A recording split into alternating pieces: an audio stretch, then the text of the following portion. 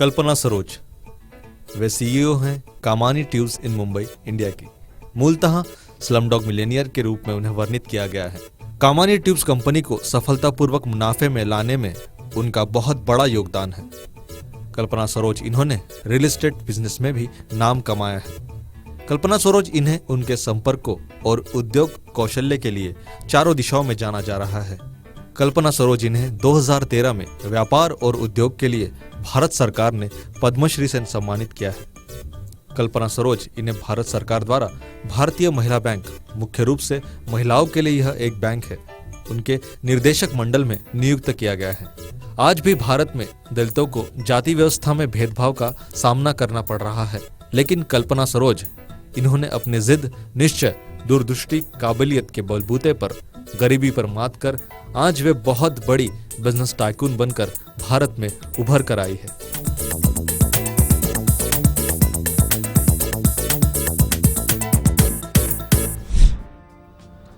दर्शकों, स्वागत आप सभी का बिजनेस टॉक में, जो कि सफर है जीरो से हीरो तक का। पर आज हमारे साथ हीरो तो नहीं है, पर एक हीरोइन है जो कि आइडल बनी है कई युवाओं की, कई युवकों की। जी हाँ, हम बात कर रहे हैं कल्पना सरोज की, जो कि कमानी ट्यूब्स लिमिटेड की चेयरमैन है। उनका करोड़ों का टर्नओवर है।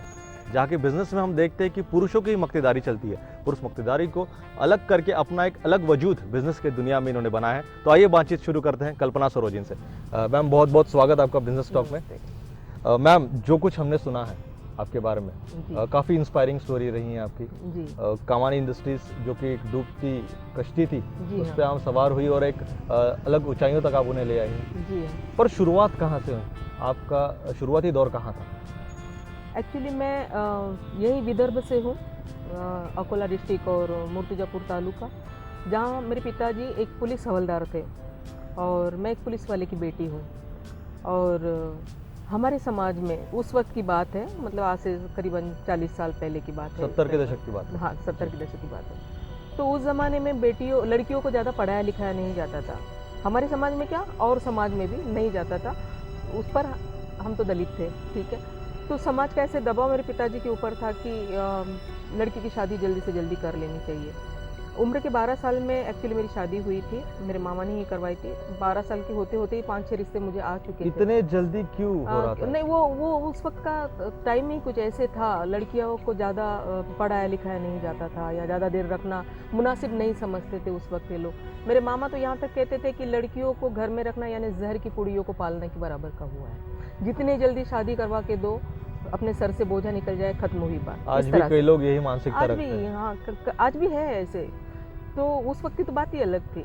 सो मेरी शादी बचपन में हुई। एक्चुअली मैं पढ़ने लिखने में काफ़ी होशियार थी, बहुत आगे बढ़ना चाहती थी। 12 साल बहुत ही नाजुक उम्र होती है, जहाँ तक मैं सोचता हूँ। फिर उस वक्त कैसे क्या आपने एक्सेप्ट किया वो सब? मैं तो बच्ची थी, जो घर वाले चाहेंगे वही होगा, मेरे चाहने से क्या होता है। और वैसे भी आज भी अगर देखा जाए तो मक्तेदारी जो है वो ज़्यादातर पुरुषों की होती है। वहाँ कहाँ स्त्रियों को ज़्यादातर आगे जाने देते हैं? नहीं, वो तो जो चाहेंगे, मतलब एक अगर घर में पिता है तो वो उनके हुक्म से चलेगा। बेटी कहाँ जाएगी, क्या कर रही है, कितना पढ़ रही है, कितना नहीं पढ़ रही है, वो उनके हिसाब से होगा। बाद में पति है, ससुराल है, तो ये सारी बातें जो है वो खैर लगी रही है, उसमें ना जाते हुए। तो फिर आपका रिश्ता कहाँ हुआ? जब एक्चुअली मेरा रिश्ता यहीं मुंबई में हुआ था। वो लोग थे यहीं के, अमरावती के ही थे, लेकिन मुंबई में किसी कामकाज के सिलसिले में गए हुए थे, तो वहीं पे बस गए थे। सो फिर शादी के बाद में वहीं जाना पड़ा। लेकिन जब मैं वहाँ पे गई तो मेरे पिताजी पुलिस हवलदार होने के नाते हमने देखा था, हम सरकारी क्वार्टर्स में रहते थे, तो अच्छा भला था, कुछ मतलब प्रॉब्लम नहीं था। लेकिन मुंबई जैसे शहर में झोपड़पट्टी एरिया हमने पहली बार देखा कि झोपड़े होते हैं और फिर कितना, तो वो सब देखकर तो मुझे बहुत दुख हुआ, बहुत रोना आया, क्योंकि मैंने तो ये सारा नहीं देखा था। बिल्कुल लगे सटे से घर, पता नहीं अजीब सा वातावरण, और फिर सारा कुछ ऐसे। और फिर जिनसे शादी हुई, खैर उनकी भी उम्र उतनी नहीं थी, लेकिन उसके बावजूद भी वो भी अपने घर वालों के प्रेशर में ही थे। सो घर वाले लोग कोई सही नहीं थे उनको। वो जो हमारी देवरानी, जिसको कहा जाएगा बड़ी देवरानी, तो वो लोगों के बर्तन घसने के लिए चली जाती थी, और घर के कामकाज जो है वो सारे के सारे मतलब वो चाहती थी कि मैं करूं। खैर वो कोई बात नहीं, वो तो पहले ही बचपन से सिखाया जाता है लड़कियों को घर के कामकाजों में। लेकिन वो एक्स्ट्रा ऑर्डिनरी जो था, जैसे कि मुर्गियों को पाल रखा, तो वो मुर्गियों के संडा साफ करना, वो मुझसे नहीं होता था, क्योंकि वो बदबू मुझसे बर्दाश्त ही नहीं होती थी एक बार।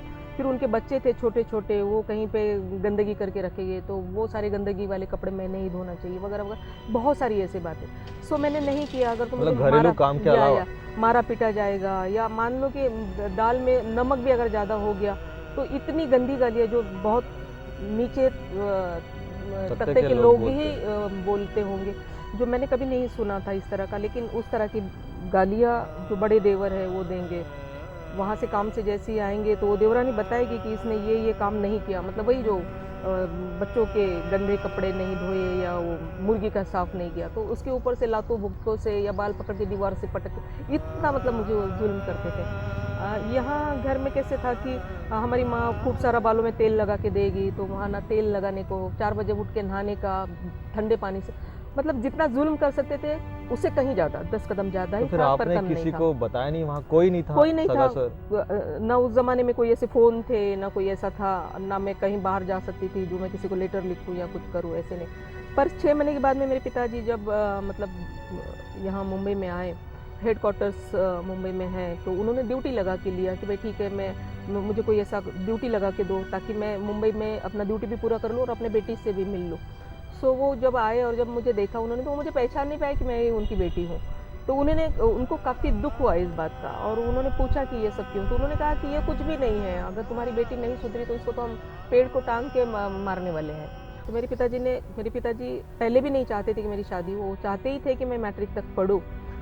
उस वक्त मैट्रिक को बहुत ज़्यादा वैल्यू था, तो बेटी जो है वो मैट्रिक तक पढ़ेंगी, उसके बाद में ही हम उसकी शादी करेंगे।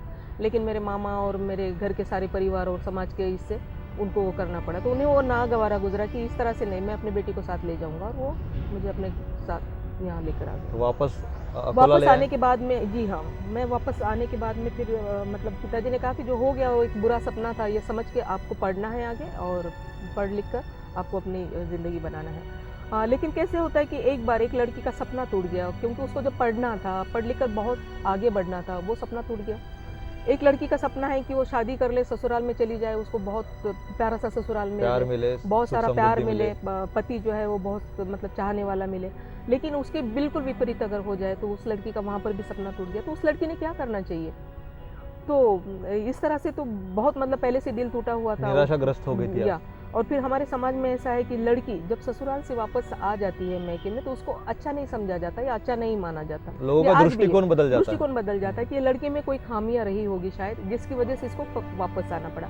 तो जो भी मतलब रिश्तेदार थे या जो समाज के लोग थे, वो सब इस तरह की मतलब बातें करने लगे कि ये लड़की में कोई खामी होगी जिसकी वजह से ये सारा कुछ हुआ वगैरह वगैरह। तो वो बातें, एक तरफ से मेरा अपना दुख और दूसरी तरफ से ये बातें, ये मुझे बहुत मतलब तकलीफ देती थी। और फिर मैंने सोचा कि मेरे जीने का शायद कोई मकसद ही नहीं है, मैं क्यों और किस लिए जीऊँ, क्योंकि जीने के बाद था क्या? पढ़ लिख कर मैं शायद कुछ एक ऊंचाई को छू सकती थी, वो नहीं हुआ। शादी करके चलो अच्छा घर गृहस्थी बसा सकती थी, वो नहीं हुआ। फिर मेरे जीने का कोई मकसद तो खैर है ही नहीं, फिर मैं क्यों किस लिए जी रही हूँ? और फिर इन विचारों ने मुझे ऐसे लगा कि मुझे मर जाना चाहिए। मुझे ऐसे लगा कि जीना बहुत ही मुश्किल है, मर जाना बड़ा ही आसान है, वही करना चाहिए। कोई किरण आपको दिख भी नहीं रही थी, चारों तरफ अंधेरा ही अंधेरा था। तो फिर मैंने उस ज़माने में किस चीज़ से मरूं, तो फिर दिमाग में आया कि वो टिपटंटी बहुत चलता था उस वक्त, खटमल वटमल हुआ करते थे उसको, वो खटमल मारने की दवा। तो मैंने जाके 1 2 नहीं 3 बाटलियाँ ले ली ताकि मैं आसानी से मर सकूँ। तो मैं अपने बुआ के यहाँ पे चली गई, और वहाँ पे मैंने खूब अच्छे से बुआ को बोला मैं आज तेरे साथ में रहने वाली हूँ। तो बोले उसको भी खुशी होगी कि बड़ी अच्छी बात है। तो वो अकेले रहते थे? जी हाँ, वो अकेले रहती थी। तो फिर मैंने उनसे कहा कि मैं थोड़ा सा सर में दर्द है, मैं अंदर आराम कर लूँ। और बुआ ने कहा कि ओके ठीक है, मैं तेरे लिए चाय बना लेती हूँ। तो वो चाय बनाने को गई, मैंने कहा मेरा काम जल्दी से कर लूँ, मैं कहीं ऐसा ना हो कि कोई आ जाए और मैं कर ना पाऊँ। और मैंने फटाफट वो पॉइजन पी लिया। तो बुआ की चाय बनने तक वो काफ़ी जहर असर कर चुका था। तो मेरे हाथ पाँव में घसने लगी, सारा झाग मुंह से बहने लगा। और मेरी बुआ जैसे ही चाय का कप लेकर आई, तो उसने ये देखा कि ये क्या हो रहा है, तो उसके हाथों से वो सब गिर गया चाय। उसने शोर मचाना शुरू कर दिया वहाँ पे। तो उन्होंने कहा कि नहीं इसको तो ताबड़तोड़ हॉस्पिटल लेके चलते हैं। तो डॉक्टर ने कहा कि पॉसिबल ही नहीं है इसका बचना, आप ऐसे कीजिए, इसको अकोला लेके जाइए। ये मुर्तिजापुर की बात है। तो उन्होंने कहा कि यहाँ पे तो मतलब इतने बड़े डॉक्टर भी नहीं हैं और इसका बचना पॉसिबल नहीं है, तो लेकर जाइए। काफ़ी संघर्ष के बाद उन्होंने कहा कि 24 घंटे में शायद इसको होश आए तो, वरना कहा नहीं जा सकता। लेकिन शायद ये सारी बातें जो है वो नसीब में थी, तो मुझे बचना ही था शायद, और डॉक्टर की कोशिश से मैं बच गई आपको कुछ और अब बड़ा काम करना हो सकता, इसलिए शायद आप शायद। रही और इस वापस आ गई। जी जी जी। उसके बाद फिर क्या हुआ? तब फिर मेरे दिल दिमाग में ऐसे आया कि ओके, अगर कुछ करके मरना है तो फिर कुछ करके जी लेंगे ना, क्यों मरने की बात हम क्यों सोचे। और उस तारीख से, उस दिन से मरने वाली बात को कभी भी मैंने सोचा कि सोचना ही नहीं है, अब कुछ करके जी लेंगे, कुछ करके दिखा देंगे। और फिर मैंने अपने माँ से कहा, पिता से तो हम बहुत डरते थे, उनके सामने बात करने की हिम्मत भी नहीं थी, लेकिन माँ से मैंने कहा कि मुझे अभी मुंबई जाना है, क्योंकि मैंने कोशिशें कर ली थी। मैं नर्स के लिए गई थी, वहाँ पे भी मुझे नौकरी नहीं लगी। मैं पुलिस की उस वक्त पहली बार मतलब भर्ती हमारे यहाँ अकोला में हो रही थी पुलिस कांस्टेबल की, तो मैं डायरेक्ट वहाँ के सर्कल साहब के पास गई, उनको मिली मैंने उनसे कहा कि मुझे इस नौकरी की सख्त ज़रूरत है और मुझे प्लीज़ भर्ती करवा लीजिए। तो उन्होंने कहा कि नहीं बेटे, अभी तुम छोटे हो, क्योंकि कम से कम उम्र भी चाहिए थी ना, 18 साल की उम्र चाहिए थी। तो उन्होंने कहा कि एक काम करो, तुम पढ़ लो, अगर तुम मैट्रिक तक के पढ़ लो, फिर तुमको हम डायरेक्ट PSI ले लेंगे, ठीक है। तो उन्होंने इस तरह से ये कर दिया। फिर मैंने यही सोचा चलो मिलिट्री में चले जाते हैं, अपने देश के काम आ जाएंगे, ठीक है। तो वहाँ पर भी मेरा नहीं हो, वहाँ पर भी उम्र कम पड़ रही थी, पढ़ाई कम पड़ रही थी, नहीं हो पाया। तो फिर अब मैं क्या करूँ? तो फिर मैंने इन लोगों को कहा कि मुझे मुंबई जाना होगा, क्योंकि मुंबई में अगर मैं जाऊँगी तो बहुत सारे मिल्स है, बहुत सारी कारखाने हैं, कहीं ना कहीं तो मैं काम कर लूँगी। क्योंकि अगर मुझे यहाँ रहना है तो मुझे खेती में जाना पड़ेगा, काम अगर करना है तो खेती में जाना पड़ेगा, और मुझे खेती में काम नहीं करना है, मुझे काम करना है तो किसी कंपनी में या इंडस्ट्री में जाना था। तो फिर इस तरह से बाबा बिल्कुल तैयार नहीं थे। एक जवान लड़की को कैसे क्या भेजेंगे अकेले कैसे भेजे, मुंबई एक बड़ा शहर है। हाँ, तो वो बिल्कुल तैयार नहीं थे। तो मैंने अपनी माँ से कहा कि अगर तुम लोग मुझे नहीं भेजते हो तो अभी मैंने पॉइजन खा लिया था, लेकिन अभी मैं ट्रेन के नीचे सो जाऊंगी। इसका मतलब यह है कि फिर तो बचने का कोई चांस ही नहीं है ना, क्योंकि मुझे इस तरह की जिंदगी जो है वो जीना ही नहीं है। फिर मेरी माँ डर गई, क्योंकि अभी का हादसा है, अभी इस लड़की ने ऐसा किया, इसके ऊपर पागलपन सवार है, कुछ कर सकते हैं, ये बिल्कुल कर सकती है, तो उससे अच्छा है कि इसको भेज दिया जाए। फिर सबने ऐसा ये किया कि इसको मुंबई भेज दो। वहाँ कौन रहते थे? मुंबई में मेरे चाचा रहा करते थे, दादर में। तो वो उनको थोड़ा कम दिखाई देता था, लेकिन उसके बावजूद भी बड़े स्वावलंबी थे। वो किसी के ऊपर ऐसा ऐसे मतलब ये करके नहीं रहने थे कि वो मुझे पाले, वो मुझे संभाले, इस तरह से नहीं। तो वो छोटा मोटा पापड़ का बिजनेस करते थे, पापड़, तले हुए पापड़ लेके बेचते थे। तो मैं उनके पास में, मैंने कहा उनके पास में चली जाऊंगी।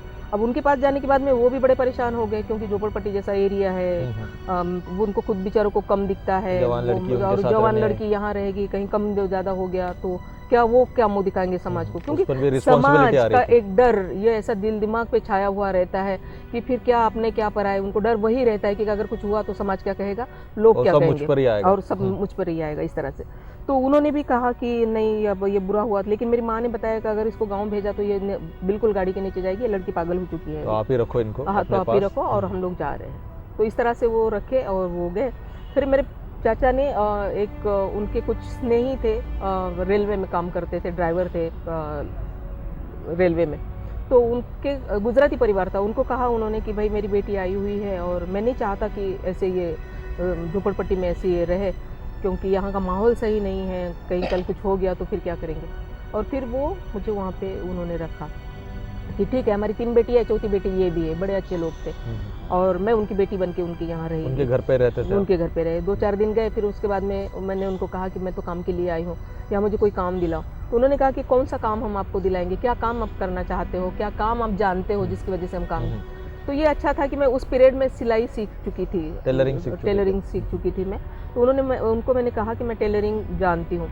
तो मुंबई में बहुत सारी होजरी के कंपनियां हैं, होजरी की फैक्ट्रियां हैं, जो ये बनियान वगैरह ये सारे होते हैं ना। तो ये होजरी एक अलग टाइप की एक मशीन होती है जिसके ऊपर वो काम चलता रहता है, होजरी वर्क होता है, जो एडिशनल करना पड़ता है। तो उन्होंने कहा कि ठीक है, हम तुमको वहाँ लगा देंगे। तो उनके पड़ोस में ही एक कोई वो होजरी कंपनी में काम करने वाला था, तो उन्होंने कहा कि भैया ये बिटिया आई हुई है तो इसको खैर काम पे लगा दो। और वो लोग फिर मुझे वो वहाँ पे दादर में एक सनमिल कंपाउंड था परेल में, वहाँ पर वो जाके मुझे काम पर लेकर गए। कितना रुपए वहाँ आमदनी थी? तो जब मुझे वो काम पे लेकर गए तो वहाँ पे लड़के लड़कियाँ एक साथ काम कर रहे हैं, और ये मैंने कभी देखा नहीं था।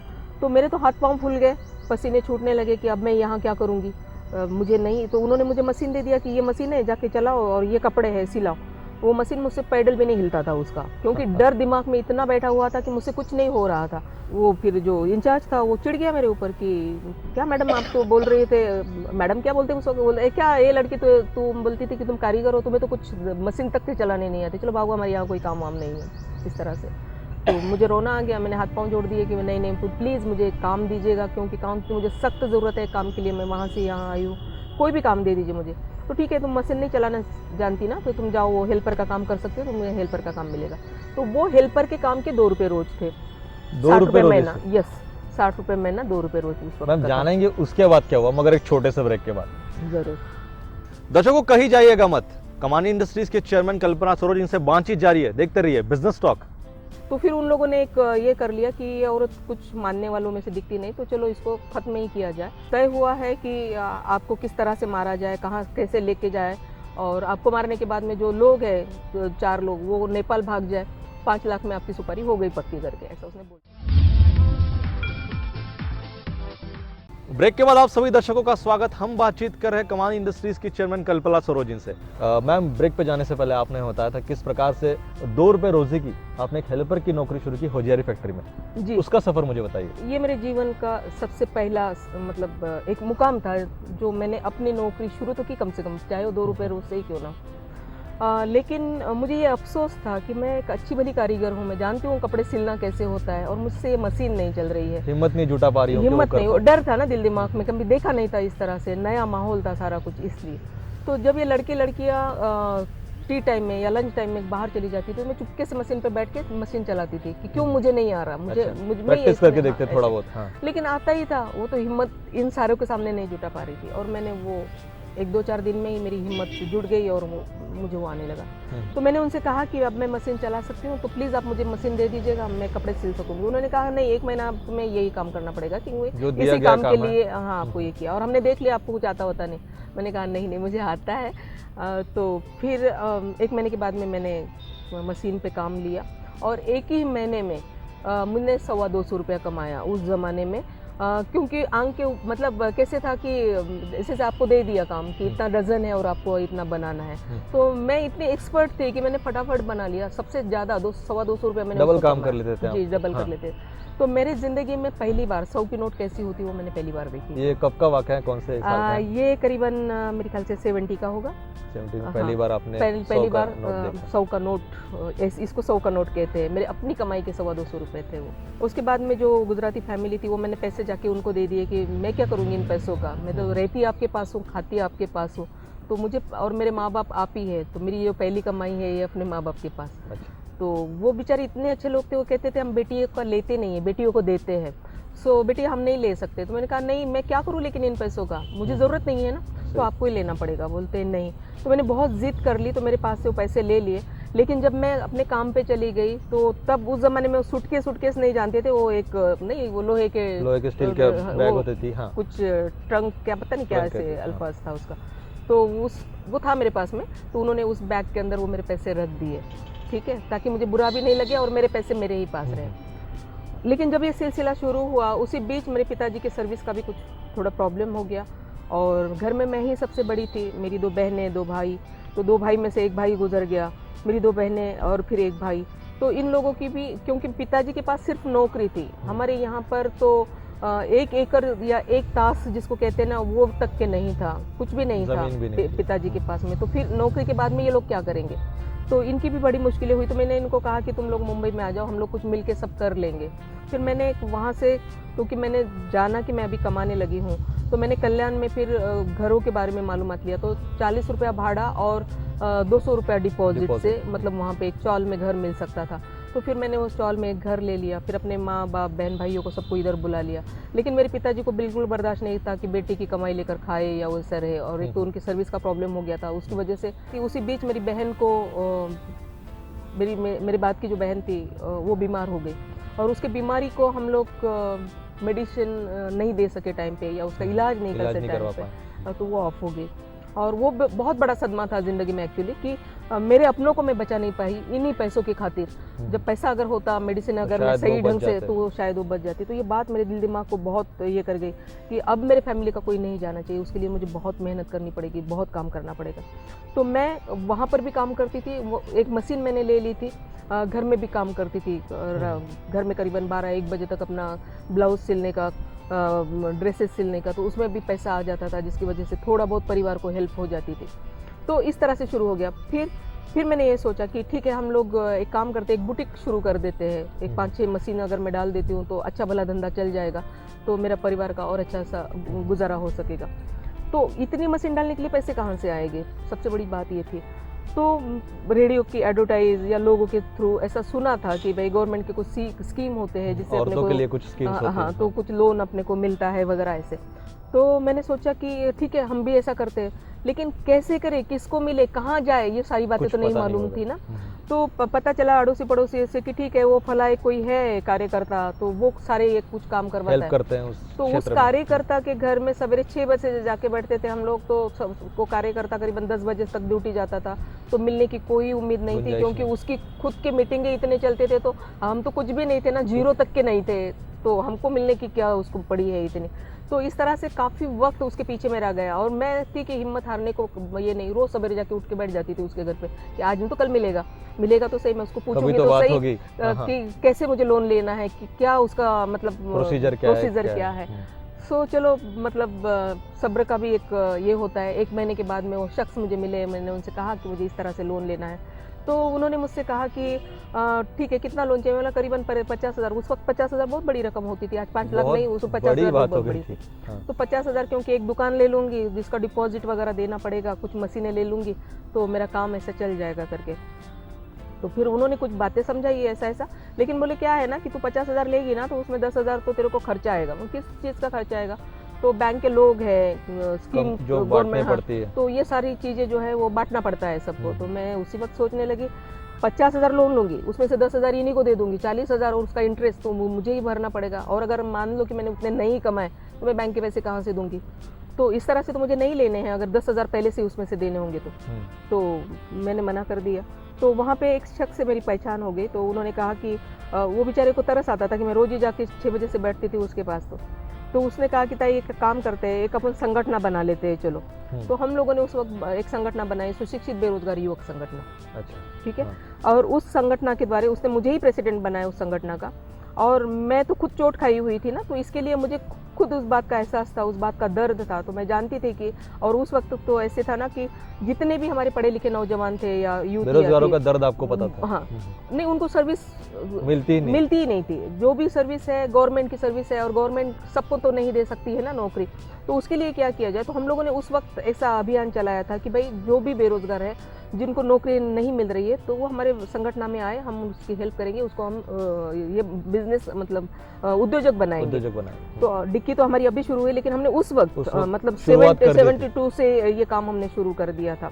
तब आपकी उम्र कितनी? यही कोई 17-18 साल। क्या बात है। जी। और उस वक्त से हमने ये शुरू कर दिया था। तो उस ज़माने में मैंने करीबन 1,80,00,000 रुपए का लोन लड़के लड़कियों को लेकर दे दिया था। बड़े बड़े हम लोग शिविर लगा देते थे, उस शिविर में आते थे, उसी टाइम पे हम किसी कलेक्टर को बुला लेते थे, वो भी गाइड करते थे बच्चे लोगों को, कैसे बैंक के मैनेजरों को, और जो गवर्नमेंट की स्कीम है उस अधिकारियों को, तो सामने से वो गाइड करते थे बच्चे लोगों को कि उन्होंने क्या करना चाहिए, बच्चे लोगों का क्या प्रोजेक्ट है, उन्होंने क्या करना चाहिए, वगैरह वगैरह। तो इन्हीं टाइम जिनका जो भी प्रोजेक्ट है, तो उस वक्त रिक्शा का बड़ा चलन था, वो ऑटो रिक्शा, तो बहुत सारे ऑटो रिक्शा के लिए चले आते थे। या कोई फिर है कोई किसी को मूर्ति का कारखाना चाहिए, तो कोई लेडीज आ जाती थी, उसको ब्यूटिशियन के लिए, पार्लर के लिए चाहिए, तो कोई बुटीक के लिए चाहिए। तो इस तरह से मतलब जितने भी है सबको ऐसे छोटे मोटे लोन हमने उस जमाने में 1,80,00,000 तो फिर आपने अपना लोन मैंने अपना उसी साथ में मैंने भी अपना 50,000 का लोन सैंक्शन करवाया महात्मा ज्योतिबा फुले से और इलाहाबाद बैंक से। और उस लोन के जरिए फिर मैंने बुटीक का तो मैं 2-4 मशीनें खैर ले ही चुकी थी ऐसे ही। और फिर उसके साथ में मैंने फर्नीचर का स्टार्ट किया। फर्नीचर का इसलिए स्टार्ट किया क्योंकि वो जो हम उल्लासनगर कल्याण में रहते हैं, तो वहाँ पे फर्नीचर जो लोकल फर्नीचर बनता है वो सस्ता भी मिलता है और उसमें 4 पैसे भी मिलते हैं। क्योंकि अगर हम प्रॉफिट मार्जिन अच्छी थी उसमें। या अगर हम लोग वहाँ पे जाते, कहाँ पर गोदरेज का कपाट खरीदने जाते, तो उस वक्त ही वो 8-9 हज़ार का मिलता था। और ये कपाट हमारे यहाँ पे स्टील कपाट जो है वो 1,500-2 हज़ार लोगों को मिल जाता था। तो लोग पहले उधर चले जाते थे, जो सामान्य लोग जहाँ है सस्ता हो वही जी। लोग जाएंगे। तो उसमें मुझे कम से कम 200-400 रुपये मिल जाते थे। तो वो बिजनेस स्टार्ट करने का मैंने सोचा और एक भाड़े की दुकान अच्छे से ले ली और रेंट के ऊपर, और मैंने फर्नीचर का स्टार्ट कर दिया। लेकिन एक अच्छी बात ये हुई कि जो काम मैं करने जा रही थी, जो बेरोजगारों के लिए मैंने काम किया, उसमें मेरा नाम इतना मुंबई लोगों में में बहुत हो गया प्रचलित हो गया होगा। क्योंकि लोगों के चूल्हे जलने लगे। जरूर। जो नौजवान मतलब ये हो चुके थे, हताश हो चुके थे अपनी ज़िंदगी से कि नौकरी नहीं मिल रही तो चलो आत्महत्या कर ले, नौकरी नहीं मिल रही तो चलो क्राइम कर ले, क्योंकि ज़िंदगी की जो ज़रूरतें हैं वो तो पूरी होनी ही चाहिए हर हाल में। तो ज़रूरतें पूरी होने के लिए पैसा चाहिए, तो पैसा कहाँ से आएगा? नौकरी से आएगा। और अगर नौकरी नहीं मिल रही है, नहीं कुछ हो रहा है, तो या तो आत्महत्या कर लो या फिर कुछ गलत लाइन पे चले जाओ। इसके सिवा कर क्या सकता है कोई?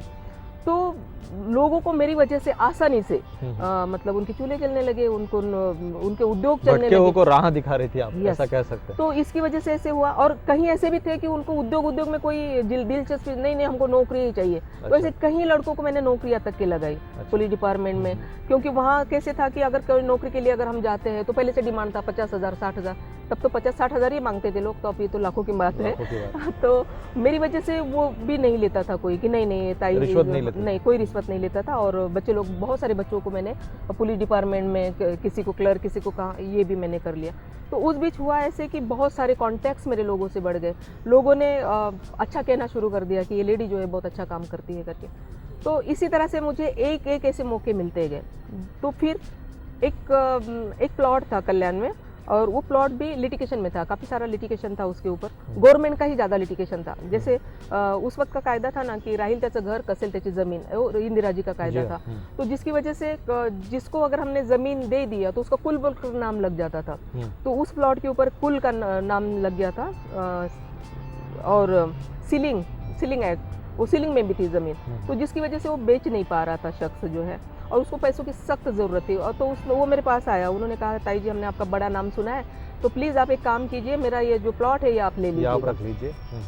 तो मैंने कहा अच्छा ठीक है, अगर तेरा कुछ काम बन जाता है तो कुछ कोई बात नहीं, मैं ज़रा देखती हूँ। तो थोड़े बहुत पैसे मेरे जमा हो गए थे, थोड़े बहुत पैसे मैंने यहाँ वहाँ से लेके उसको 1 लाख रुपया दे दिया। फिर उसने मुझे पेपर ला के दे दिया। पेपर देखा तो 7/12 के ऊपर सीलिंग एक्ट, कुल का एक्ट, ऐसा सारा। तो मेरे जो जान पहचान वाले जो अच्छे रिलेशन हो ही गए थे, जैसे डिप्टी कलेक्टर है, एडिशनल कलेक्टर है, मैंने ये प्लॉट ले लिया है। तो उन्होंने हाथ लगा दिया सर पे कि ये प्लॉट लेकर क्या कर लिया ताई आपने, ये तो बड़ा गलत हो गया लेकर। एक तो मैं जानता हूँ कितना मुश्किल से आपके पास में मतलब पैसा आपका हाँ बर्बाद हुआ।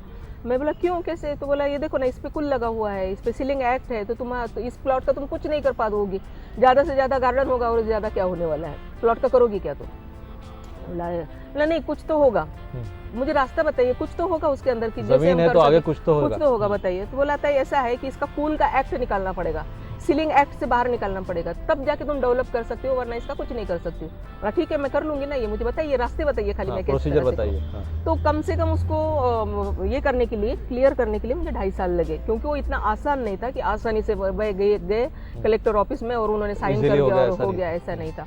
क्योंकि कुल निकालने के लिए वो कलेक्टर की परमिशन लेनी पड़ती है, सेल परमिशन, वो सेल परमिशन लेना है फिर वो। लेकिन एक बात है, जिस ज़माने में मुझे 7/12 किसको कहते हैं ये भी नहीं पता था, लेकिन उस ज़मीन की वजह से मैं उसका पूरा प्रोसीजर सीख गई थी कि ये कैसे किया जाता है। रियल एस्टेट बिजनेस को आप थोड़ा बारीकी से जान चुके थे, कागजात क्लियर कैसे करना है, क्या करना है। तो 2.5 साल में वो प्लॉट क्लियर हो गया, और फिर जब क्लियर हो गया तो लोगों की नज़र में आ गया कि ये प्लॉट, क्योंकि 2.5 लाख का प्लॉट वो 50 लाख का इमीडिएटली बन गया, तो लोगों के नज़र में आना ही था। और हॉट प्रॉपर्टी थी बिल्कुल ऐसे रोड टच। तो वहाँ के जो लोकल गुंडास थे तो उन्होंने देखा कि ये तो कुछ सही नहीं हुआ, अभी ये अपने को मिलना चाहिए, तो उन्होंने फिर दादागिरी शुरू कर दिया। वहाँ पे रेती डाल देंगे, वहाँ पे गिट्टी डाल देंगे, परेशान कर दिया। तो जैसे ही मैं बोलने जाऊँ तो कुछ उल्टा सुल्टा। तो फिर उन लोगों ने एक ये कर लिया कि ये औरत कुछ मानने वालों में से दिखती नहीं, तो चलो इसको ख़त्म ही किया जाए। तो उस वक्त बड़ा आसान भी था, ऐसा जो तरीका था गांव वालों का वगैरह कि ठीक है किसी के बारे में इस तरह से प्लान कर लो और बस आसानी से मिल भी जाते थे सारा कुछ करने वाले। तो इन लोगों ने थोड़ा प्लान कर लिया कि किस तरह से इसको मतलब खत्म किया जाए। कॉन्ट्रैक्ट दे दिया किसी को? कॉन्ट्रैक्ट दे दिया। तो मेरी शायद खुशनसीबी होगी कि वो उस मीटिंग के अंदर एक कोई ऐसा शख्स था जिसको मेरे बारे में बड़ी बुरी फीलिंग हो रही थी कि अरे बेचारी अच्छी लेडी है, अच्छा काम कर रही है और देखो अभी इसके लिए ऐसा हो रहा। तो वो शख्स जो है वही नागपुर का ही था, बताने में मुझे और ये होगा कि वो शख्स भी नागपुर का था। तो वो मेरे पास आया, उन्होंने कहा कि ताई एक काम करो, आप ना जल्दी से जल्दी यहाँ अकोला निकल जाओ आप अपने गाँव में। बोला क्यों भैया, क्या हो गया? बोला नहीं आपका यहाँ ना जान को खतरा है, यहाँ आप मत रुकिए। बोला नहीं मैं तो गांव जा ही नहीं सकती, और जान का क्या खतरा है आपको मुझे बताना ही पड़ेगा। बोला नहीं मैं नहीं बता सकता, क्योंकि जो लोग हैं वो बड़े ही खतरनाक है, मेरे खुद के हाथ जले हुए हैं, सो मैं नहीं बता पाऊंगा, लेकिन मेरी रिक्वेस्ट है आपसे, आप चले जाओ। जब उसने देखा कि मैं इतनी जिद कर रही हूँ कि मैं नहीं जाऊँगी, तो उसने कहा कि एक काम करो, कम से कम सिक्योरिटी तो ले सकते हो ना गवर्नमेंट से। अच्छा, हाँ। तो बोला सिक्योरिटी लेने के लिए मुझे तो वो सारा हादसा तुझे बताना ही पड़ेगा कि क्या है, क्या होने वाला है, फिर क्या, हाँ, किससे डर है। तब फिर उसने बताया कि तय हुआ है कि आपको किस तरह से मारा जाए, कहाँ कैसे लेके जाए, और आपको मारने के बाद में जो लोग हैं 4 लोग वो नेपाल भाग जाए, 5 लाख में आपकी सुपारी हो गई पक्की करके, ऐसा उसने बोल दिया। मतलब कोई बात नहीं है, ठीक है, मैं गांव नहीं जाऊंगी, अगर मेरी मौत उसी तरह से होगी तो ऐसे ही सही, कोई बात नहीं, क्योंकि मौत से डरने वालों में से तो खैर मैं हुई नहीं, मैं बहुत करीब मौत के जा चुकी थी, वहां से मैं लौट आई हूँ, तो मुझे कोई मौत का डर वर नहीं लगता, मैं तो ऐसे ही जान हथेली पे लेके घूमती हूँ, मुझे कोई डर नहीं लगता। अरे बोले ताई क्या कर रहे हो? मैं बोला बस मैं ऐसी ही हूँ। मैं इमीडिएटली पुलिस कमिश्नर के पास उस वक्त गई, क्या हो गया? मैं बोला आपके ही कल्याण ईस्ट के एरिया के अंदर ऐसा है। तो उन्होंने इमीडिएटली डीसीपी को फ़ोन किया, डीसीपी ने पुलिस मतलब एरिया के पुलिस स्टेशन को फ़ोन किया, उन लोगों ने फटाफट गए, उन सारे को पकड़ के लाए, और फिर जो उनकी धुलाई वगैरह शुरू हो गई। उसमें से कई लड़के हमारी अपने ही समाज के थे, फिर उनके माँ बाप हमारे पास आई, ताई यांना सोडवा, त्यांना कुठे माहित होतं की तुम्ही जात म्हणून। अरे पण मी नाही, आणखीन कुणी, पण हे करावं का तुमच्या मुलांनी? पर ऐसा नाही करना, कारण अशा सगळ्या लाईनला जावं का मुलांनी? कारण मी जरी नाही, आणखीन कोणी असतं ते मेलं असतं, पण तुमची मुलं पण फांसीला गेले असते, उनका भविष्य खराब होगा। तो ये सारी बातें जो है वो गलत है। तो उस वक्त पुलिस ने बड़ा साथ दे दिया मुझे 24 घंटे के अंदर रिवॉल्वर का लाइसेंस दे दिया। मैंने अपने सेफ्टी के लिए रिवॉल्वर लाइसेंस भी ले लिया, क्योंकि यूं हादसे फिर शुरू हो गए थे, क्योंकि मैं बिजनेस में उतरने लगी थी और लोगों को हाँ यस वो शुरू हो गया था, क्योंकि दूसरा भी मैंने प्रोजेक्ट ले लिया था। तो वो तो जात पर से भी गाली खैर मुझे दे रहे थे की एक महाराची बाई इथे येऊन बिल्डिंग बांधवेल काय, तर मग आम्ही काय माणसांनी बांगड्या भरल्यात का? म्हटलं हो, आम्ही आता बांगड्या काढल्यात आणि हे आता रिवॉल्वर घेतले हातात। मेरा प्रेस में ऐसा मतलब स्टेटमेंट है उस वक्त कि हमारे बाबा साहब ने हमको बताया है कि भेड़ बकरियों की तरह 100 साल तक जीना नहीं है, बल्कि शेर की तरह एक ही दिन जीना है। तो मैं बोला ये शेरनी है, यूं तुम्हारे धमकियों से डरने वाली नहीं, और यकीनन मैंने अपनी चूड़ियां निकाल के रिवॉल्वर हाथ में ले लिया है, ठीक है। और जब तक 6 गोलियां मेरे पास में है तब तक तुम मेरा कुछ नहीं बिगाड़ सकते, ठीक है। जब ये 6 गोलियां खत्म हो जाएगी तब देखा जाएगा क्या होता है, ठीक है। और अगर मैं वहाँ डर जाती या मैं वहाँ कमज़ोर पड़ जाती तो शायद मैं अकोला में किसी खेती में जाके काम करती होती, आज इस मुकाम पे नहीं होती जी। तो इस तरह से जो है वो संघर्ष बढ़ता गया। फिर मैंने ज़मीन मेरी क्लियर हो गई, सब कुछ हो गया। बिल्डिंग मैंने कैसे बनाई, तो मैंने एक पार्टनर को ले लिया, क्योंकि मेरे पास इतने पैसे नहीं थे जिसको मैं डेवलप नहीं है जी, और डेवलप करने के लिए कुछ कम पैसे नहीं लगते। तो फिर मैंने ज़मीन मेरी है और डेवलप तुम करोगे, तो 65% तुम्हारा, 35% मेरा, इस तरह से डीलिंग हुई, कॉन्ट्रैक्ट बना। और फिर इस तरह से मैं सीढ़ी दर सीढ़ी आगे बढ़ती चली गई। मैम, क्या उसके बाद फिर कमानी इंडस्ट्रीज के वर्कर्स ने शायद आपको संपर्क किया? जी हाँ। मैम, जानेंगे वो भी सफर कैसे शुरू हुआ, मगर एक छोटे से ब्रेक के बाद। दर्शकों कहीं जाइएगा मत, कमानी इंडस्ट्रीज के चेयरमैन हमारे साथ है कल्पना सरोज जी, जानेंगे कमानी इंडस्ट्री की शुरुआत कैसे हुई, मगर एक छोटे से ब्रेक के बाद। पर इस काम में सक्सेस मिलेगा जरूरी नहीं, गारंटी नहीं थी। 116 करोड़ किसको कहते हैं, वो भी 2000 में, मतलब आज तो सब लोग करोड़ों की बातें करते हैं, 500 करोड़, 1000 करोड़, 100 करोड़, बातें इजीली निकल जाती है। वहाँ उस जमाने में 1 करोड़ बोलने के लिए भी थोड़ा सा सोचता था आदमी की 1 करोड़, तो 116 करोड़ का कर्जा भाई। ब्रेक के बाद आप सभी का फिर से एक बार स्वागत। हम बातचीत कर रहे हैं कमानी इंडस्ट्रीज की चेयरमैन कल्पना सरोजिन से। मैम, अच्छा खासा आप मुंबई में नाम कमा चुकी थी, रियल एस्टेट में आप आ चुकी थी, शक्कर के कारखाने आपके शुरू हो चुके थे, बुटीक शुरू हो गया था, फर्नीचर का बिजनेस आपका चल रहा था, फिर कमानी इंडस्ट्रीज में अपने कैसे क्या प्रवेश किया? जिस तरह से लोगों में माउथ टू माउथ मेरी बहुत सारी चर्चा होती थी कि ये लेडी जो है वो बहुत अच्छा काम करती है, नाम कमा रही थी आप, क्या समाज के लिए आप काम भी कर रही थी? इसलिए समाज के लिए काम कर रही थी। इसी में मेरी बहुत सारे फंक्शन जो है वो समाज के लिए मैं बड़े बड़े फंक्शन अरेंज करती थी, जैसे बुद्धिस्ट कॉन्फ्रेंस थे हमारे, साहित्य सम्मेलन थे, इस तरह से भी काफ़ी मतलब फंक्शन मेरे हुआ करते थे। तो देश विदेश में भी मैं जाने लगी थी बुद्धिस्ट कॉन्फ्रेंस को लेकर, दलित समाज की जो कॉन्फ्रेंस हुआ करती थी उसमें, तो नाम बहुत काफ़ी बढ़ गया था। तो लोगों को ये आशाएं बन चुकी थी मेरे से, और यहाँ तक कि लोग ये कहने लगे थे कि मैं अगर मिट्टी को भी हाथ लगा दूँ तो तो वो सोना हो सोना हो जाता है। जाएगा। ये लोगों का अपना हाँ, हाँ। विश्वास था। और वैसा हो भी रहा था मैम, जी, कि जी। आप जिस भी क्षेत्र में जा रही थी आप जी, नाम कमा रही हो थी। रहा था, लोगों को ये पता चल गया था।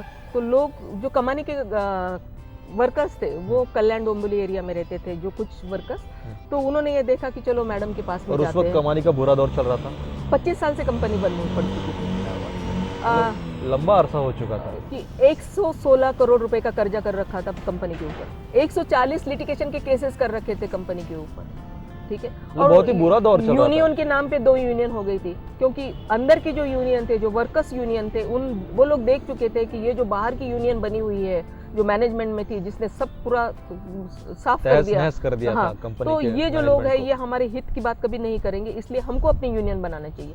तो जो अंदर के वर्कर्स जो थे, उन वर्करों ने अपनी एक अलग से यूनियन बना रखी थी और इनकी एक अलग से यूनियन, तो इस तरह की 2 यूनियन। unions तो 2 यूनियन की अच्छी भली फाइट और 140 लिटिगेशन और 116 करोड़ का कर्जा। अब मुझे बताइए कि कोई भी बिजनेसमैन कौन जाएगा? अगर बिजनेस नहीं। करना चाहेगा तो वो जरूर चाहेगा कि अगर मैं 100 रुपया लगा रहा हूँ तो कम से कम मुझे 1 रुपया तो मिले उसके ऊपर, और अगर नहीं मिलता होगा तो 1 रुपया भी 99 भी मिलता होगा तो वो बिजनेस नहीं करेगा। नहीं क्यों करेगा। लॉस करेगा वो 1 रुपया भी अपना?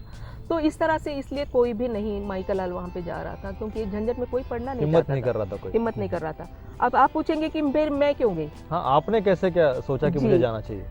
मैं सिर्फ एक इंसानियत का तकाजा था, क्योंकि मैं जो भी काम कर रही थी, मैं उसमें सक्सेस पा रही थी आप? सक्सेस भी नहीं था उस वक्त। मैं वो भी क्या अलग बात थी कि मैं जो भी काम कर रही हूँ वो सक्सेस है, पर इस काम में सक्सेस मिलेगा जरूरी नहीं था। गारंटी नहीं थी। गारंटी नहीं थी। 116 करोड़ किसको कहते मजाक हैं? नहीं वो है, भी 2000 में, मतलब आपकी आज बहुत तो बड़ा सब लोग अमाउंट है। करोड़ों की बातें करते हैं, 500 करोड़, 1000 करोड़, 100 करोड़, बातें इजीली निकल जाती है। वहाँ उस जमाने में 1 करोड़ बोलने के लिए भी थोड़ा सा सोचता था आदमी कि 1 करोड़, तो 116 करोड़ का कर्जा भाई, तो इंसान सोचेगा ना, 10 बार सोचेगा। और 140 लिटिगेशन के केसेस, 2 यूनियन, क्या फाइट होगी, क्या होगा पता नहीं है, किसको कैसा होगा, तो इसको कैसा लेने के लिए कोई सोचेगा। लेकिन ये लोग जब मेरे पास आए, इन्होंने काफ़ी दुखड़ा अपना रोया कि ताई हमारे यहाँ के जो वर्कर्स है वो रास्ते पे भीख मांग रहे हैं। जहाँ हमारी कंपनी हमको 100% बोनस देती थी, आज मेरा वर्कर बस स्टॉप पे जाके भीख मांग रहा है। आज मेरा वर्कर मेडिसिन नहीं है तो मेडिसिन के बिना मर रहा है, भूखा मर रहा है। बहुत बुरी हालत थी। बहुत ही बुरी हालत है। तो आप एक काम कीजिए ना, इसको टेक ओवर कर लीजिए। मैं बोला नहीं, मैं नहीं कर सकती, क्योंकि मुझे तो इसका कुछ भविष्य दिख ही नहीं रहा। हाँ, मैंने और पता भी नहीं हाँ, था और आपको। मुझे पता भी नहीं था, तो मैं क्यों ऐसा करूंगी। तो उन्होंने इतना विश्वास जताया कि नहीं नहीं, हमें विश्वास है कि अगर आपने इसको ले लिया तो हमें यकीन है कि आप यकीनन इसको आप चला पाएंगे। सक्सेसफुली रन कर पाओगे। मैंने कहा ठीक है, मुझे 2-4 दिन का समय दीजिए, मैं सोचती हूँ। मैंने बहुत सोचा, मैंने ये सोचा कि मुझे नहीं लगता कि मैं इसको सक्सेस कर पाऊंगी, क्योंकि बहुत सारे लिटिगेशंस है। लेकिन उसके बावजूद मेरे जो रिलेशन वर्ल्ड लेवल पे मेरे बहुत अच्छे रिलेशन हो गए थे। अगर मैं इन रिलेशनों को कैश करके इन लोगों के लिए मैं काम करूं, वैसे भी मैं सामाजिक काम तो कर ही रही हूँ, सामाजिक बांधिल की तो मेरी है ही है। 17 समाज को साल से, कुछ- उम्र से Yes, 17 सालों से आप कर रहे हो, समाज को कुछ रिटर्न मुझे देना है, अपने देश की मैं ऋणी हूँ, उसके लिए मुझे कुछ काम करना है, तो क्यों ना मैं इनके लिए काम करूँ। कुछ मिलना है जरूरी नहीं है, मिलना भी नहीं था, सवाल ही नहीं उठता था, क्योंकि जिस तरह सा फ्रेम था उसमें से कुछ भी मिलेगा जरूरी नहीं था। ये काम करना ऐसा था ना कि एक आत्महत्या करने के बराबर का काम था, इसमें कुछ भी रिटर्न नहीं था। लेकिन मैंने फिर भी हिम्मत की कि ओके ठीक है, मैं कर लूँगी ये काम। और मैंने जब जैसे उनको हाँ कह दिया, वो लोग बड़े खुश हो गए, मेरे पास आए कि ठीक है ताई। तो मैंने कहा ठीक है, अभी मुझे बताओ कि क्या क्या कैसे कैसे। तो उनके कुछ पॉइंट्स लिए मैंने, हम लोगों ने एक स्कीम तैयार की कि ठीक है 116 करोड़ का कर्जा हम कैसे देंगे, स्टेप बाय स्टेप कैसे चुकाएंगे। हाँ। क्योंकि उसमें लायबिलिटी जिनकी थी, सिक्योर क्रेडिटर, अनसिक्योर क्रेडिटर जो लोग थे, उनके सारे लिस्ट बैंकों की, 4-5 बैंकों के पैसे थे, गवर्नमेंट्स के पैसे थे, फिर कुछ कारखानों के इन्होंने लिए हुए थे। तो इस तरह से पूरा वैसा था। तो मैं 2000 में जब मैं ये लोग मेरे पास आए और मैंने जब यस कर दिया, तो उस वक्त में जब मैं वो सारी स्कीम लेकर मैं जब गई बोर्ड में, तो उस वक्त के बोर्ड में कोर्ट के लोग थे, क्योंकि कोर्ट ने ही इनको चलाने के लिए दिया था। तो कोर्ट का एक डायरेक्टर, 5 बैंकों के डायरेक्टर, क्योंकि सबके पैसे लगे हुए थे, तो वो डायरेक्टर, गवर्नमेंट का डायरेक्टर, यूनियन का डायरेक्टर, वर्कर्स का डायरेक्टर, इतने सारे लोग बोर्ड में बैठे हुए थे। तो मैं गई तो मुझे कहने लगे कि ठीक है ताई, उनको तो अच्छा ही लगा कि चलो कोई तो आया है लेने के लिए। हैंडल तो उन्होंने करने के कहा लिए कि कोई तो ओके, आया। आप लेना चाहते हो कोई बात नहीं, लेकिन आपको आज अभी और इसी वक्त से इस बोर्ड में बैठना होगा। मैंने कहा ऐसे क्यों? बोला इसलिए क्योंकि डे टू डे का काम जो है वो देखने वाला यहाँ पे कोई है ही नहीं, क्योंकि कोर्ट की अगर नोटिस भी आती है तो उसको लेने वाला कोई नहीं है। तो इसके लिए ऐसे होगा ना कि एक्स पार्टी सारे डिसीजन हो रहे हैं, ना तो कोर्ट को देने के लिए वकील है, पैसा है, और ना ही कोई चपरासी, कोई सिक्योरिटी, ना कोई क्लर्क, कोई रख ही नहीं सकता है कोई, क्योंकि ये सब रखने के लिए पैसे लगते हैं और पैसे ना बैंक देगी, ना गवर्नमेंट देगी, ना कोर्ट देगा, फिर कौन देगा? आने वाला प्रमोटर ही देगा। अगर आपको आना है इसको तो आपको ये सब शुरू करना तो होगा, ये आज सारी अभी और चीजें इसी शुरू वक्त से करना करना है। क्या आपको मंजूर है? मैंने कहा ओके ठीक है मंजूर है। मैंने विदिन सेकंड बोल दिया कि मंजूर है, क्योंकि मैं सोच ही रखा था कि अभी वो होता है ना उखळ्यात डोकं दिलं तर तो इस तरह से एक बार तो ठान लिया तो करना ही है। ठीक है। और उस दिन से 2000 से इन लोगों ने पूरा मुझे सौंप दिया कि ठीक है आज से आपको सिक्योरिटी गार्ड्स रखने हैं, क्योंकि सारी मशीनों के पार्ट चोरी हो रहे थे। ठीक है, सिक्योरिटी थी ही नहीं, सिक्योरिटी रखना है, कोर्ट में कैसे चल रहे हैं उनके लिए वकील देने हैं, ठीक है, वर्करों को पगार देने हैं, मतलब है एक नया पैसे का मेरे नाम पे कुछ भी नहीं हुआ है, वो कोर्ट करेगा मेरे नाम पर, आज नहीं हुआ है, लेकिन उसके बावजूद बोर्ड ने मुझे वहाँ पर ये सारी प्रेसिडेंट सुविधाएं बोलकर, यस, आपको देनी होगी। मुझे प्रेसिडेंट बोल के नियुक्त किया और बोर्ड ने मुझे बोर्ड में बिठा दिया। ओके, और उस दिन से मेरा स्ट्रगल शुरू हो गया कमाने के लिए। तो आज कमान इंडस्ट्रीज 2000 से लेके 2006 तक इतनी फाइट करनी पड़ी, ज्याला म्हणून तारावरची कसरत, इतनी फाइट करनी पड़ी जिसकी कोई हद्दो इंतहा भी नहीं थी, लेकिन उसमें मुझे सीखने को बहुत कुछ मिला कि 116 करोड़ का कर्जा कैसे हुआ। पहले तो मैंने उसकी बहुत सारी स्टडी कर ली, तो उसमें ऐसे था ना कि बहुत सारा इंटरेस्ट और पेनल्टी थी। मतलब प्रिंसिपल अमाउंट के ऊपर जो से ऊपर जो ज्यादा था। जी। तो फिर मैंने सोचा कि अगर ये पेनल्टी और इंटरेस्ट अगर कम हो जाता है तो बहुत कुछ हम लोग कर सकते हैं, वरना थोड़ा सा अच्छा खासा पैसा बचा हाँ। सकते हैं। तो उसके लिए मैं उस वक्त फाइनेंस मिनिस्टर के पास वहाँ पर गई डायरेक्टली। तो बोले क्या चाहिए आपको इसमें? मैंने कहा इंटरेस्ट और पेनल्टी अगर माफ हो जाती है, क्योंकि एक सिक्यूनिट है, अगर एक सिक्यूनिट के पास पैसा है ही नहीं तो वो आपको पेनल्टी, इंटरेस्ट और प्रिंसिपल देगी कहाँ से? हो सकता है कि अगर आप पेनल्टी और इंटरेस्ट अगर माफ कर दे तो प्रिंसिपल तो मिले बैंक को, वरना वो भी नहीं मिलेगा। अगर लिक्विडेशन में मैटर चली जा रही है, लिक्विडेशन कोर्ट करने ही वाला है, और अगर लिक्विडेशन में चला जाता है आपको 1 रुपया भी नहीं मिलता है, तो इस बात पे गौर किया जाए। फिर उसके लिए उन्होंने बैंक के सारे चेयरमैन को फ़ोन कर दिया, चेयरमैनों ने मेरे साथ में मीटिंग किया, मैंने उनको समझाया कि किस तरह से क्या कर सकते हैं, और वो सारे चेयरमैन के समझ में आया, मतलब हर बैंक में। और फिर उन्होंने कहा कि ओके, उनकी समझ में ये बात आ गई कि हमको 1 रुपया नहीं मिलने वाला है। मान लीजिए कि आप बैंक ऑफ इंडिया है, आपके 5 करोड़ है, ठीक है, और आपने 65 करोड़ लिख दिया है, क्योंकि उसका इंटरेस्ट और पेनल्टी 25 साल का है भाई ये सारा, तो 5 करोड़ का 25 करोड़ 65 करोड़ हो गया है, तो आपको कम से कम 5 तो मिले, 60 अगर चला भी जाता है तो, क्योंकि वो तो आपका इंटरेस्ट और पेनल्टी। तो इस तरह से उन लोगों ने यस कर दिया, और मेरा जो 116 करोड़ का खर्चा था डायरेक्टली आधे पे आ गया। अच्छा, पूरा माफ कर दिया, पूरा माफ हो गया, पेनल्टी और इंटरेस्ट माफ हो गया, खाली फिर प्रिंसिपल बच गया। तो उन्होंने ऐसी ऑर्डर निकाले कि ठीक है, एक औरत आगे आकर इतना अगर काम कर रही है, देश के लिए अच्छा काम कर रही है, वर्कर के लिए अच्छा काम कर रही है, तो हमारा भी कोई फर्ज बनता है। उन्होंने प्रिंसिपल से भी 25% कम कर दिया। क्या बात, ये उनका बड़प्पन था, ये मैंने नहीं मांगा था, मैंने सिर्फ पेनल्टी और इंटरेस्ट करा था, लेकिन उन्होंने प्रिंसिपल से भी 25% कम कर दिया। और इस तरह से फिर मेरा स्ट्रगल शुरू हुआ, बहुत सारा काम करना पड़ा। फिर लोगों ने देखा, वो तो होता ही है हर जगह पे कि एक चीज़ अगर आसान हो जाती है तो फिर उसमें घुसना शुरू हो जाता है दूसरों का। हाँ। और फिर उन्होंने तकलीफ देना शुरू कर दिया। हाँ, फिर उन्होंने इधर भी मेरी सुपारी वाली बात आ गई, यहाँ तक कि मुझे CID पुलिस ने आकर बताया कि मैडम आप ज़रा सिक्योरिटी वगैरह ले लीजिए या संभाल के रहिए वगैरह वगैरह, बहुत कुछ बातें हैं इसके अंदर। और काफ़ी कुछ हंगामा हुआ, फैक्ट्री के ऊपर बुलडोज़र चलाए गए। तो उसमें भी जब मुझे RR पाटिल ने मतलब उस वक्त भी काफ़ी मदद की, रोका उस वक्त, और कहा कि आप कोर्ट की तरफ जाओ। फिर हम कोर्ट में गए, हर तरफ हम कोर्ट में जीतते ही रहे क्योंकि हमारा मेरिट था। और 2006 में कोर्ट ने मुझे पूरी तरह से मालिक बना दिया कंपनी इंडस्ट्रीज के आप मालिक बन गए जी। 2000 से लेकर 2006 तक मैं खाली फाइट करती रही, हर चीज़ के लिए लड़ती रही। केसेस पूरे ख़त्म होते गए, मुश्किल से 1-2 केसेस बाकी रह गए थे, पूरे केसेस ख़त्म कर दिए। 116 करोड़ का कर्जा आधे पे लाया, और कोर्ट के ऑर्डर के मुताबिक मुझे पैसा देना था, जैसे 3.5 इनको 5 करोड़ देना था वर्कर को, और कोर्ट के ऑर्डर में है कि 5 करोड़ इनको 3 सालों में दियो। मैंने 3 महीने के अंदर दे दिया। उन्होंने 5 करोड़ देने के लिए कहा, मैंने 5 करोड़ 90 लाख रुपया दिया। कोर्ट ने मुझे कहा कि इनका PF जो है वो 1 करोड़ 80 लाख रुपया निकलता है, आपको ये देना है। मैंने 2 करोड़ 68 लाख रुपया दिया PF का भी, इस तरह से, क्योंकि मैं आई थी वर्कर के लिए, तो मुझे वर्कर के ही लिए सारा कुछ करना था। काम करने आए थे, आपने उनको वही लौटा दिया। और वो मैंने सब कर लिया। और 2009 में फैक्ट्री के लिए मुझे बड़ी तकलीफ हुई, क्योंकि ये जगह जो है ये लोग पहले से ही दूसरे को बेच चुके थे। उस जगह की वजह से बहुत सारी लिटिगेशंस हो गई, बहुत सारे प्रॉब्लम्स क्रिएट हो गए। वो जगह मिलनी चाहिए इसके लिए, फिर वो सारी मेरी जान लेने की तैयारी वगैरह सारा कुछ हो गया था। लेकिन उस सारों को मैंने फेस कर लिया और आज जो है वो पेरी फैक्ट्री मैंने शिफ्ट कर ली। वाड़ा बोलकर है थाना डिस्ट्रिक्ट के अंदर, वहाँ पे D+ जोन है। वहाँ पे मेरी पहले से ही 7 एकड़ की लैंड थी, तो मैंने कोर्ट को बता दिया था कि मेरे पास लैंड ऑलरेडी है, ये लैंड मैं उनको दे दूंगी, कोई बात नहीं। और फिर मैंने वहाँ से फैक्ट्री वहाँ पे शिफ्ट कर दी। 2009 में मेरी फैक्ट्री स्टार्ट हो गई और मैंने कोर्ट ने कहा था कि 2011 में आपको सिका से बाहर निकलना है, और मैंने वो कोर्ट का पालन किया, उस ऑर्डर का पालन किया। मैं 2011 में ही सिका से बाहर निकल चुकी हूँ। आज हम सीख नहीं है, बल्कि हम अच्छी भला ग्रोइंग आपकी इंडस्ट्री हो चुकी है। तो अभी कमान इंडस्ट्री का टर्नओवर कितना है? कमानी इंडस्ट्रीज का टर्नओवर ऐसा टोटली हमारा पूरा ग्रुप है आपका, ग्रुप है, हाँ। तो उसमें हमारा करीबन 300 करोड़ का है। लेकिन इसमें कमानी का कैसे हुआ कि मुझे यहाँ से मशीनें वहाँ शिफ्ट करनी पड़ी। बहुत सारी मशीनें जूने थी, बहुत सारे पार्ट्स नहीं थे, तो काफी काफी कुछ दिक्कतों का सामना मुझे करना पड़ा।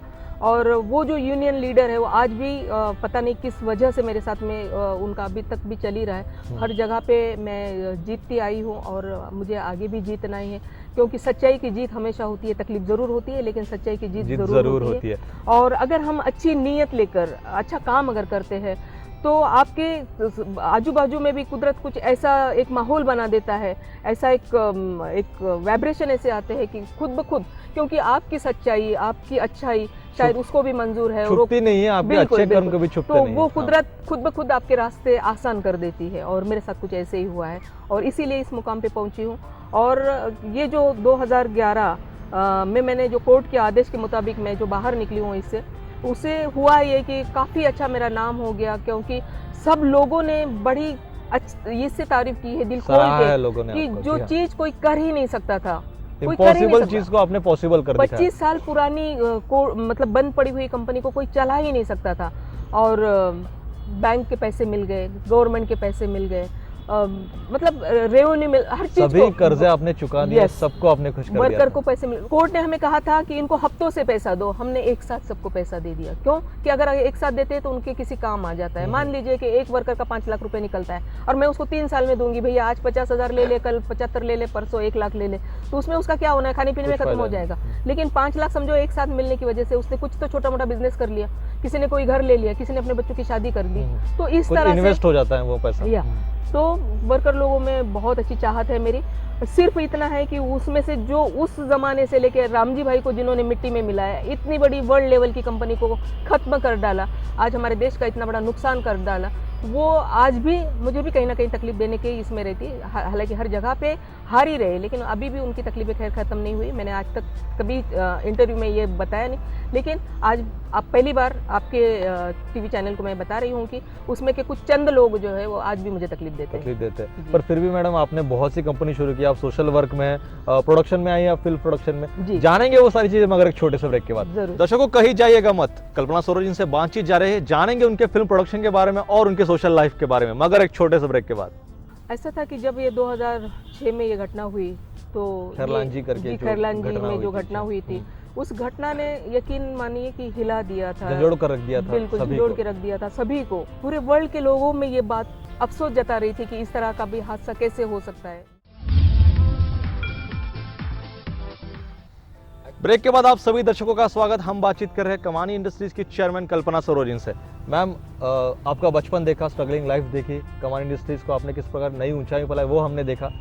आप सोशल वर्क भी बहुत करती हैं, आपको पद्मश्री पुरस्कार भी मिल चुका है 2013 में इंडस्ट्रीज के लिए। आप फिल्म प्रोडक्शन में भी आ रही है। ये सब जैसे कि आपकी जिंदगी खुद एक फिल्म की स्टोरी है, उस पर फिल्म बननी चाहिए, पर आप कुछ सेंसिटिव इश्यूज पर फिल्म बना रही है, तो हमें बताइए कि फिल्म प्रोडक्शन में आपने आने का कैसे सोचा? ऐसा था कि जब ये 2006 में ये घटना हुई, तो खैरलान जी करके खैरलान जी में जो घटना हुई थी, उस घटना ने यकीन मानिए कि हिला दिया था, झंझोड़ कर रख दिया था, बिल्कुल झंझोड़ के रख दिया था सभी को। पूरे वर्ल्ड के लोगों में ये बात बहुत मतलब अफसोस जता रही थी कि इस तरह का भी हादसा कैसे हो सकता है। बहुत ही दर्दनाक इस मॉडर्न युग में भी ऐसे हादसा हो सकता है। तो उस वजह से जो है वो मेरे भी दिल दिमाग में ऐसा था कि कुछ बातें जो है वो लोगों तक आनी ही चाहिए, जिसकी वजह से एक लोगों को भी एक ऐसा हो, क्योंकि सारे लोग ऐसे नहीं होते, संवेदनशील लोग होते हैं, वो कभी नहीं चाहेंगे कि इस तरह की कोई घटना घटे या कोई हादसा इस तरह से हो। कोई ऐसे होते हैं ना जो मानवीय फितरत ही ऐसी होती है जिनकी, कि वो चाहती है कि इस तरह से कुछ हो। वो बहुत गिने चुने लोग होते हैं, तो उन गिने चुने लोगों की फितरत भी बदल जाए, उनमें कुछ अवेयरनेस आ जाए, वो इस बात को लेकर मैंने पिक्चर में कदम रखा। मतलब ये पिक्चर बनाने के लिए सोचा। एक्चुअली अगर मुझे पिक्चर बनाना होता तो शायद मैं कोई कॉमेडी पिक्चर बनाती जिसमें मुझे 4 पैसे शायद मिलते, कोई लव स्टोरी बनाती। बहुत सारी स्टोरी है इसी में, बनते ही रहते हैं। बिल्कुल बिल्कुल। तो मनोरंजन के लिए तो हर कोई बनाता है, लेकिन ये एक समाज प्रबोधन के लिए था, क्योंकि हमें अपने सोसाइटी को कुछ तो रिटर्न देना है। तो एक सिनेमा के माध्यम से क्यों नहीं। एक्चुअली तो मैं ऐसे बहुत सारा काम समाज के लिए कर ही रही हूँ। कई बुद्धिस्ट संगठनों से मैं जुड़ी हुई हूँ, तो उसके लिए मैं बहुत सारा काम करती हूँ। सामाजिक दलित समाज के लिए काम करती हूँ, और खाली यही समाज नहीं तो पूरे जाति धर्म का कोई यहाँ पर नहीं, सभी के लिए मैं काम करती हूँ, सभी वर्ग के लिए काम करती हूँ। तो इसके साथ साथ एक सिनेमा एक ऐसे माध्यम है जो दिल को टच हो जाता है। अगर उसके अंदर कोई ऐसा कोई हादसा दिखा दो, तो उस दिन हमने प्रीमियर दिखाया था, आर पाटिल के आंखों में आंसू आ गए थे इस सिनेमा को देखते हुए। तो यही मेरा एक मकसद था कि जिस लोगों की जो फितरत है उसको मैं बदलना चाहती हूं। जातीयता के बंधन में जो लोग बंधे हुए हैं उनको मुक्त करे और सही राह दिखा कि ये भी इंसान है, ऐसा कुछ आप उन्हें संवेदनशील बनाना चाहती हैं। जी जी, तो ये मैंने करने की कोशिश की, और इसके पीछे का मकसद भी हालांकि यही था। और इस पिक्चर से कुछ बोध लेने जैसी बातें हैं, क्योंकि हमने ये दिखाया कि बैर से बैर नहीं मिटता। अगर बैर हम मतलब कोई दुश्मनी अगर हम लोग करना चाहे, आप मुझे मारेंगे मैं आपको मारूंगी, तो सिलसिला चलता ही रहेगा। तो अंत किसका होने वाला है, सब कुछ खत्म हो जाएगा। तो हमें खत्म नहीं करना है, हमें भगवान बुद्ध की शांति को यहाँ पे लाना है, उस मैसेज को हमें देना है। तो इस पिक्चर के अंत में हमने उस भगवान बुद्ध का मैसेज भी दिया है कि इस तरह की जो बातें हैं ये खत्म हो, और पूरी दुनिया में एक शांति का मैसेज भगवान बुद्ध के थ्रू हमने उस पिक्चर में दिया हुआ है। ये हमारा मेन मोटो है उस पिक्चर के थ्रू, कि पहली बात ये सारी चीज़ें घटनाएं घटनी नहीं चाहिए, और दूसरी बात भगवान बुद्ध के शांति के मैसेज के थ्रू सभी लोगों ने इस तरह से रहना चाहिए, जो भाईचारगी हो, भाईचारा बढ़ना चाहिए, एकात्मता बढ़नी चाहिए। जी जी। मैम, आप नए और फिल्में करें और अच्छे इश्यूज लेकर, हम यही चाहेंगे। सोशल वर्क से भी आप जुड़ी हुई हैं, तो आप औरतों के लिए क्या क्या कर रही हैं, और सरकार के कैसे धोरण आप नए शिविर बना रही है, वो सब हमें कुछ बताइए। मैं तो ज़्यादातर मैं बिजनेस पे ही ध्यान देती हूँ। मैं सरकार की बहुत सारे स्कीम हैं, अभी जैसे कि यही सारा देखते हुए, शायद कहते हैं ना कि इंसान जो भी बनता है अपने कर्मों से बनता है, तो शायद मेरे अच्छे कर्म रहे होंगे जिसकी वजह से सरकार ने मुझे पद्मश्री दिया है। यही 2013 में आपको नवाजा है सरकार ने। जी जी। और वैसे ही अभी 2 से 3 महीने पहले एक महिला बैंक हमारे यहाँ पे आई हुई, उसका उद्घाटन हुआ है। हमारे प्राइम मिनिस्टर सोनिया जी और पी चिदम्बरम जी ने अभी मुंबई में उसका उद्घाटन किया है। और खुशी की बात यह है मेरे लिए और हमारे समाज के लिए कि मुझे एक महाराष्ट्रीयन महिला को, एक दलित महिला को उसके ऊपर डायरेक्टर लिया। टोटल 8 महिलाएं हैं, जिसमें से 8वीं महिला मैं एक दलित औरत और एक महाराष्ट्रीयन लेडी रिप्रेजेंट कर रही है। जो मैं बैंकिंग में नहीं हूँ, बैंकिंग के बाहर की हूँ, उसके बावजूद उन्होंने मुझे लिया, क्योंकि वो जानते हैं शायद मेरे काम को कि मैं बहुत सारे लोगों को इसका फ़ायदा दे सकूँगी। क्योंकि मेरा काम पहले से यही रहा है कि लोगों को ज़्यादा से ज़्यादा इसमें लाना, उनको बिजनेस का इंटरेस्ट दिलाना, बैंकों से लोन लेके देना और उनको बिजनेस में उनका इंटरेस्ट पैदा करना। तो मेरी बहुत सारी महिलाएं, पुरुष, सारे के सारों से मैं जुड़ी हुई हूँ, ना सिर्फ महिलाएं। तो उनको मैं इसी क्षेत्र में लाना चाहूँगी। गवर्नमेंट के जो स्कीम है उनके तक पहुँचाना चाहूँगी कि स्कीम का फ़ायदा लो। बहुत सारी स्कीम गवर्नमेंट ने हमारे लाए हुए हैं, उस स्कीम के द्वारा खुद को पहचानो, अपने आप को पहचानो।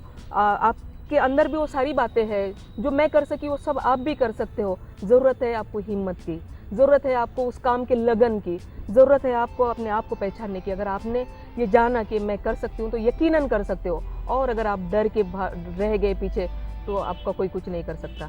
मेरा एक पार्लर है, मेरी बहन को एक पार्लर करके दिया, तो मैंने बहुत सारी लेडीज़ को, क्योंकि बहुत सारी लेडीज़ पढ़ी लिखी नहीं होती, जहाँ तक हमारे जो झोपड़पट्टी जैसे एरिया निचले तक, हाँ उनको, और उनको तो बहुत सारे जुल्म होते हैं। उनके पतिदेव जो है वो काफ़ी अच्छे से शराब पियेंगे, अपनी औरतों को बर्तन महिलाओं पर अत्याचार बढ़ते जा रहे हैं, लोगों को दृष्टिकोण बदलने की बहुत जरूरत है। बहुत दृष्टिकोण की जरूरत है, और हमारी महिलाएं कहीं सुरक्षित नहीं है। उसके लिए कानून तो देखिए, कानून बनता रहता है। कानून तो है कि भाई चलो किसी ने मर्डर कर दिया उसको फांसी दे दो, हो, कानून तो है, उसके बावजूद क्या मर्डर होना बंद हो गए? नहीं। नजरिया बदलना चाहिए। नजरिया बदलना चाहिए, समाज को बदलना चाहिए, अपनी सोच को बदलना चाहिए। जब हम नहीं बदलेंगे तो समाज कानून क्या करेगा बताइए ना।